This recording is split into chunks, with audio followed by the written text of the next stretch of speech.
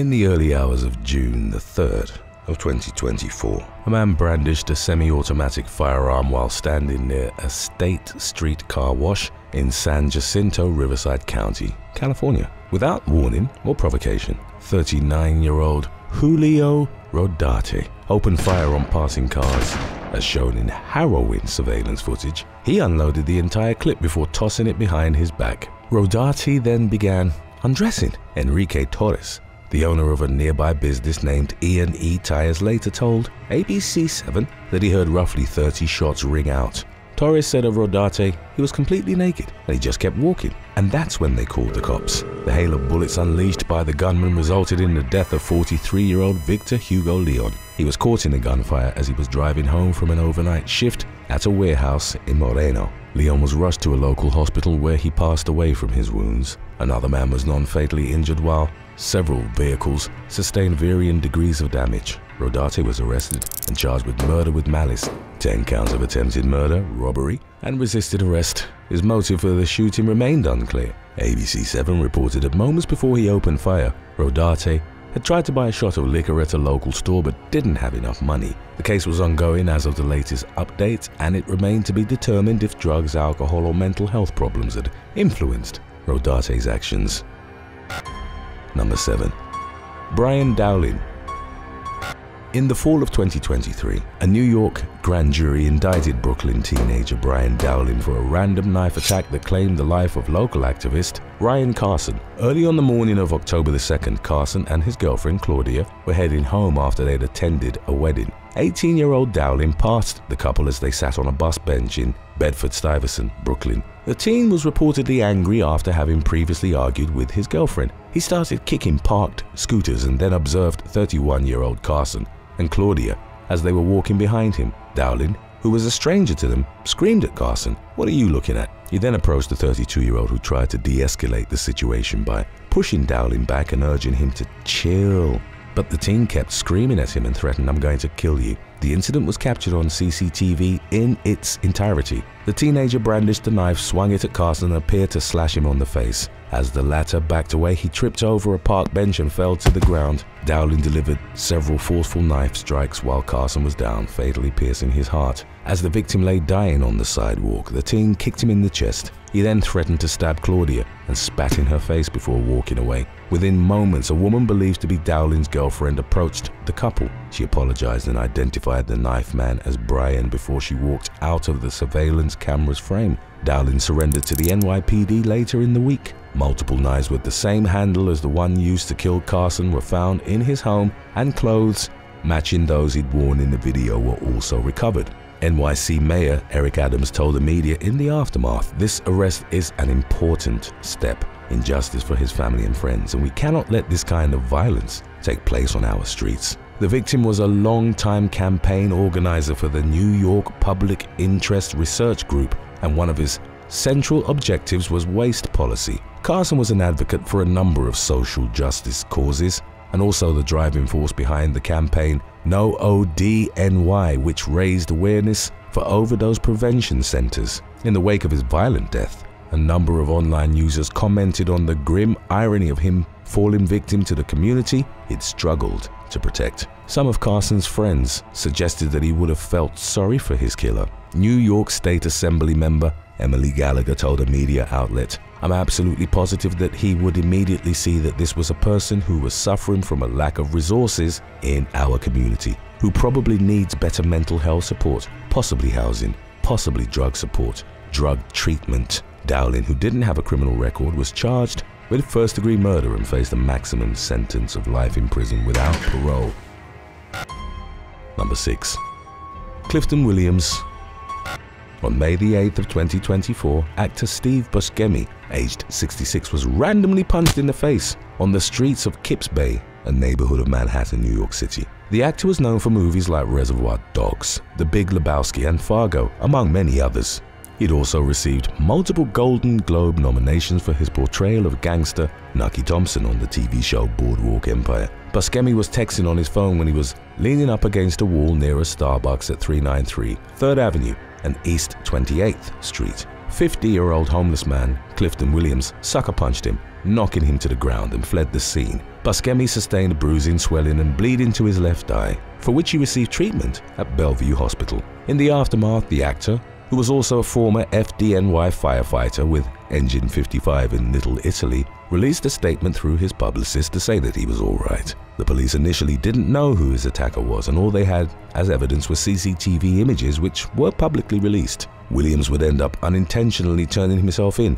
He went down to the 10th Precinct at 230 West 10th Street to file a report following a dispute over personal items at a homeless services facility in Chelsea. An officer recognized him from the images issued after the attack on Buscemi, and Williams admitted that he was the wanted man. It would emerge that minutes before sucker punching the actor, he'd attacked an unnamed 22-year-old Asian man in the same area. Williams faced a felony charge of second-degree assault and a misdemeanor charge of third-degree assault. Number 5. Incident in Switzerland.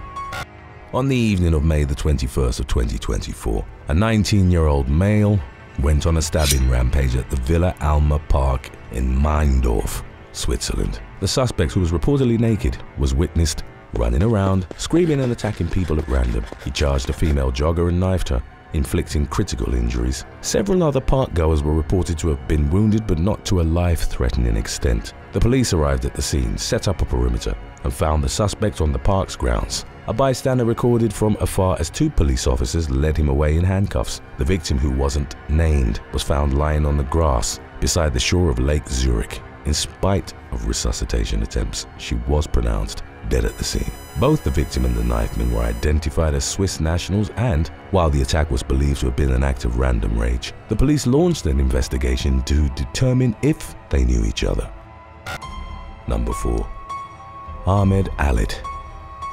In the early hours of October the 15th of 2023, Iranian asylum seeker Javed Nouri awoke to his housemate Ahmed Alid kicking in his bedroom door at the home they shared in Wharton Terrace, Hartlepool, England. Alid, a Moroccan asylum seeker, shouted "Allahu Akbar," or "God is great," and launched a brutal knife attack on 32-year-old Nouri. The latter fought back and was able to force Alid out of his room and then disarm him with the help of another housemate. Horrified screams and Alid's repeated shouts of "Allahu Akbar" were captured during the housemate's call to the police. Nouri suffered multiple stab wounds to his chest, mouth and leg, but survived after being taken to the hospital. Moments after the attack, Alid went into the street armed with a second knife. At 5:30 a.m, he randomly came upon 70-year-old Terence Carney, a pensioner who was out on an early morning walk. Alid was recorded on CCTV strolling up to Carney and stabbing him to the ground in the middle of a deserted street. Alid was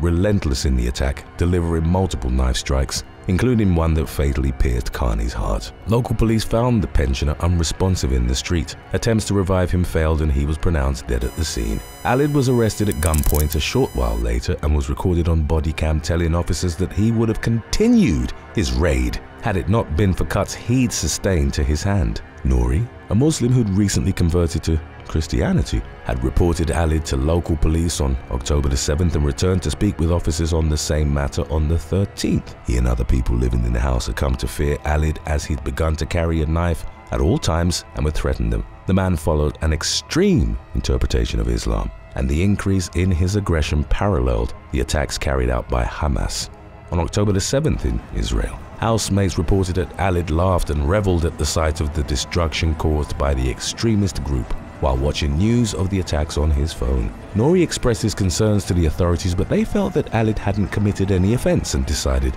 not to take action. 2 days later, he stabbed Nouri. The latter's conversion to Christianity, coupled with the fact that he'd reported Alid to the police and house managers, became the primary reasons for the attack. The knifing of Carney, however, was a random manifestation of the rage Alid felt towards Britain and Israel. In subsequent police interviews, he claimed that his actions were fueled by the fight for the independence of Palestine. The man blamed Britain for creating Israel and for not making it leave the land it occupied. Alid, whom the authorities claimed had self-radicalized, reportedly swore by Allah that if he had had a machine gun and more weapons, he would have killed more victims. At one point during his police interviews, he became angry and blocked the door, preventing two female officers from getting out. He grabbed one of them and all three fell to the floor, prompting the intervention of other officers who removed and restrained Alid. During the legal proceedings that followed, he denied murder, attempted murder, and assaulting the officers. In May of 2024, he was found guilty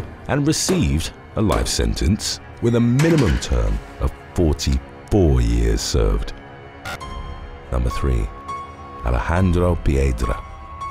On June the 23rd of 2024, a fight erupted at the corner of East 14th Street and Avenue A in Manhattan, New York City. It started when street vendor Jonathan Lopez accused homeless man Alejandro Piedra of stealing from him. The latter brandished a knife which he used to stab 32-year-old Lopez in the head and chest. Another street vendor came up from behind and smashed a lamp on Piedra's head before running away. The knife man was knocked to the ground but got up and attacked more people. The melee came to involve street vending couple Clemson and Jennifer Cockfield, aged 38 and 52 respectively. A physical struggle ensued, during which Clemson swung a piece of the broken lamp at Piedra, repeatedly shouting, "You stabbed my friend." Instead of focusing his rage on Clemson, the knifeman opted to stab his wife, who was reportedly standing on the side of the street, and posed no threat to him. He stabbed the woman multiple times, even after she tripped while attempting to run away from him. When Clemson rushed to defend his wife, Piedra stabbed him once in the left side of the neck, twice in the chest, and once in the face. He died from his injuries in a hospital while Jennifer and Lopez survived. Piedra was taken into police custody, and as reported by NYPD Chief of Detectives Joseph Kenney, he smiled and laughed all through the arrest and processing. A photo taken of Piedra as he was led out of a police station showed him widely grinning. The man maintained that he'd acted in self-defense and pleaded not guilty to murder and 2 counts of attempted murder. He was reported to have told the authorities, "I don't care if you're a woman or a child, when my life is on the line, they're fair game." He was held without bond. As of the latest updates on the matter, in 2018, Piedra was accused of hitting 2 women, one of whom was 69 years old, with umbrellas. The case was sent to mental health court, which the man completed in 2021. Today's topic was requested by Boo Al-Juri, Jonathan Sager, 3156, and Dustin Sonnier, 5602. If you have any other topics you'd like to learn about, subscribe and let us know in the comments section below. Number 2. Incident in Perth. On May the 12th of 2024, a bus reached a stop on Hutton Street in Osborne Park, Perth, Australia, and its surveillance camera captured an elderly man slowly making his way towards the open door. In a split second, an unidentified man ran towards him and shoulder tackled him to the ground. The assailant then calmly got on the bus as the victim lay on the ground. The attack was believed to have been entirely random. The bus driver and several Good Samaritans got out and helped the pensioner back to his feet. He'd sustained cuts and grazes to his arm but was otherwise unharmed. His attacker got out of the bus in the meantime and fled the scene. By July the 3rd of 2024, the manhunt launched by Western Australia Police had yielded no results, and the authorities released the CCTV footage as part of a public appeal for information. Number 1. Richard Colomo. 85-year-old Los Angeles woman Mi Rum Song was walking through Los Angeles' Koreatown neighborhood in February of 2023. Song was only about a block from a police station when she was set upon by a homeless man. He randomly punched the woman, who only weighed about 90 pounds, and knocked her to the pavement. Song fell unconscious after hitting her head on the concrete. The elderly woman was rushed to the hospital and recovered. She did, however, sustain extensive injuries to her head, and photos showing the damage were picked up by multiple media outlets. Song's granddaughter, Yu King Ko, told ABC, her eyes are black and blue. Her forehead is black and blue. She got a lot of stitches on her scalp, so she's bandaged up.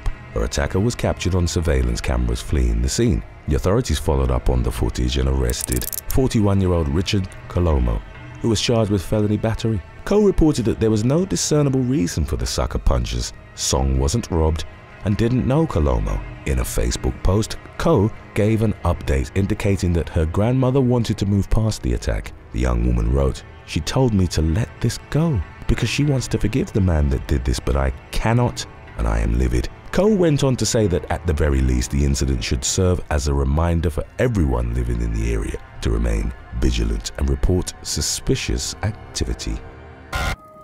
Thanks for watching. Would you rather turn into an uncontrollable Hulk-like creature whenever you were mad?